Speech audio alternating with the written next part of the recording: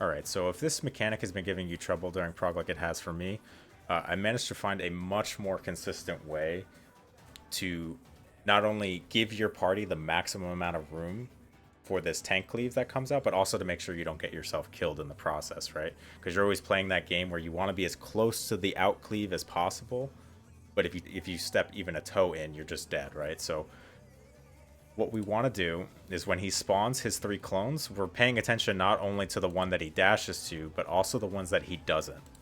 So he leaves behind these lingering AoEs. Right, so he's dashing to the A marker, which means that he's eventually going to end up at C. But these 2 other AoEs that he doesn't dash to can tell us where to stand. So we know he's going to end up at C, so we actually want to be away from that. But using these orange AoEs, you can stand right next to them, right on the edges, and that's exactly where you want to stand for the big cleave that he's going to do later. So I'll play this forward for you. Right on the edge.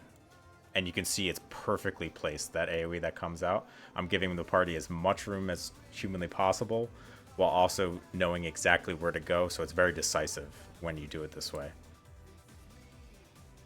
Alright, so another example here.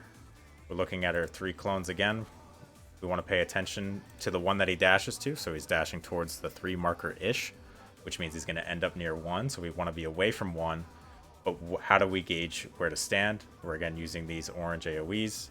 So the safe tank spots are right next to the 2 marker, and then just kind of here in no man's land, which would normally be pretty hard to find, but because we have this point of reference, now I know where to stand. And you'll even see, sometimes it could be hard to pay attention to the orange because it's so much earlier than when the mechanic actually happens. But these lingering blue rings can also give you an idea. This is usually what I actually look at, are these blue rings.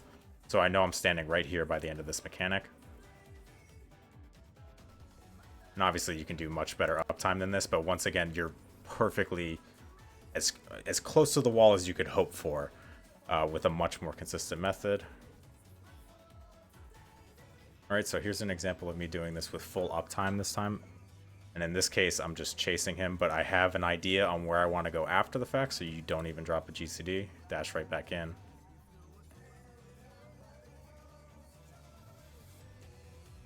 That's pretty much all there is to it. So pay attention to the dashes, use the orange AoE or the blue AoE, whatever's easier for you to notice, as your guideline for where the big cleave is going to end up.